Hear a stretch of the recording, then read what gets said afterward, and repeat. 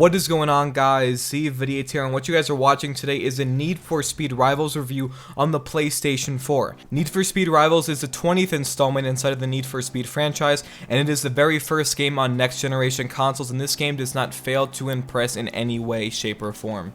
So let's start off with the graphics in Need for Speed Rivals. First of all, these graphics are amazing. I honestly think that they are on par with Battlefield 4 on PC on ultra settings, or maybe even Crysis 3 on PC on high to ultra settings. Graphically, this game is a masterpiece on the PlayStation 4, and even though it runs at 30 FPS, it's very hard to detect that, and the game runs extremely fluid and it's a lot of fun to play. Another great thing about the game is the physics and the collision aspects of this game. When you crash into cars, when you crash into things on the side of the road, it looks very realistic. There's a sense of realism in a way, and it just looks good and it feels good when you crash into things. It's hard to explain. You just have to play the game for yourself and see it inside of this gameplay. And the weather as well is great. When leaves are blowing in your face, it looks really good. The rain and the thunder is superb in this game, and the lighting as well. Graphically speaking, Need for Speed Rivals is a masterpiece on the PlayStation 4. But now on to the most important part about Need for Speed Rivals. How is the gameplay in this game? Is it classic Need for Speed gameplay? Yes, it does not stray far away from that arcadey, lots of drifting type of gameplay, but that does not make this game boring in any way, shape, or form. They added a lot of great features into Need for Speed Rivals that I want to highlight. Let's start off with the biggest part in my opinion. It has to be the risk and reward aspect of this game. So here is the risk and reward feature of this game. When you stay out longer, you do more drifts, you slam into more cop cars, you do more damage, and you're able to get your multiplier higher up, which ends up getting you more points. However, if at any time a cop busts you, you lose all your points during that session, so the only way to save them is by going back into your safe house. But when you go back into your safe house, you lose your entire multiplier, so you have to start back at a 1 times multiplier.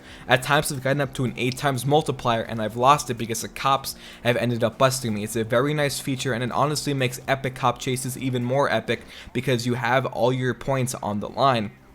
At times, I've lost up to 200,000 points, which is major in this game. Another great addition to this gameplay has to be the tech on your weapons. You can have EMPs, turbo, spikes, anything the cops can have and the racer can have to help destroy each other. It's a great aspect. It adds a whole new element in a Need for Speed Rivals, and I think it works out great. Another feature that I like is how destroying cars work. In previous Need for Speed games, or at least in Most Wanted in 2012, it felt like Burnout. You slammed a car in the side of the road, it went away, and you got your full nitrous boost. That is not true in this game. Your car has health, and if you get busted, you are ruined because you lose all of your points. However, you can go into repair shops at any time by driving by and your car gets repaired. But I like the whole aspect of cars not dying instantaneously. It makes the pursuit tech, and it makes the whole chasing even more epic. You can't just slam a cop car into the side of the road and get rid of him. You have to actively work on getting rid of that cop car, and that cop car during the entire time will have its chance of destroying you.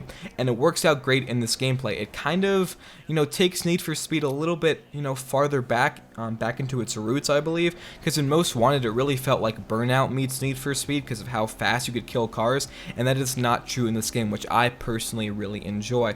Another great feature about this game is that if you're driving by, you can go up to any other racer car and challenge them to a head-to-head race. I really do enjoy doing this when I'm free roaming. It makes the game a lot more fun, and you can actually play against real players. Every single server, if you're connected to online, you are playing against a real person somewhere in the world, or at least have the opportunity to. There's about 8 real people inside the server, and of course you're not always going to be racing or getting cops that are real players, but that is a possibility. I think I've raced about 2 real people so far. That's not a very big number, but it's also a really cool aspect how they seamlessly put in the multiplayer into this game as well. And what I was saying about bringing Need for Speed back into its roots, another great feature about this game has to be the customization.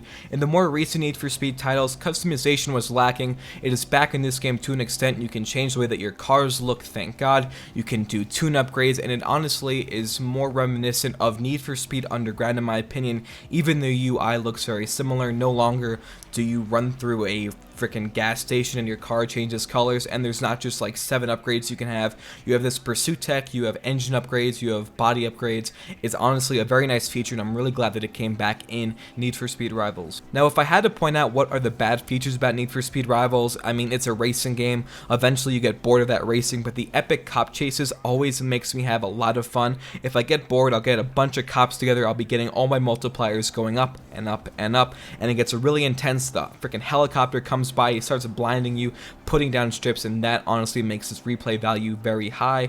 Another probably annoying feature to some people might be that it's not 100% obvious about how you're supposed to do each of the tasks that the game gives you to do, but besides that, it is a lot of fun to play. And if I had to rate Need for Speed Rivals out of 10 on the PlayStation 4, I would give this game roughly a 9 out of 10. It's not a perfect game because no game is perfect in any way, shape, or form. I do not like the host migrations. I really would have liked it if this game had dedicated servers, because if you're in the middle of the race and the host drops, then all of a sudden you have to, your car actually stops and then you have to continue your race, which in my opinion is not a very fun feature. But other than that, this gameplay is very fun. The risk and reward feature is definitely amazing, and I honestly love this game. It is in the top maybe 2 or 3 games that I love on the PlayStation 4 at the moment. So guys, in the comment section down below, what do you guys think about Need for Speed Rivals based off of seeing it, or have you played it yet? And if you have played it on current gen, let me know how different it looks than next gen. I'm sure it's a big difference because graphically this game is a masterpiece on the PlayStation 4. So don't forget to like, favorite, and subscribe if you guys are brand new to my channel. Follow me on Twitter and like my Facebook page. And you guys are about to see an epic ending to this epic cop chase. I pull right into my safe house. However, I do get busted because I slammed into the wall of it. However, right as I slammed into it, I was able to press the L1 button, so I saved all my points. Talk about an epic end to an epic cop chase. I will talk to you guys later. My name's Vidyates, and I'm out. Peace.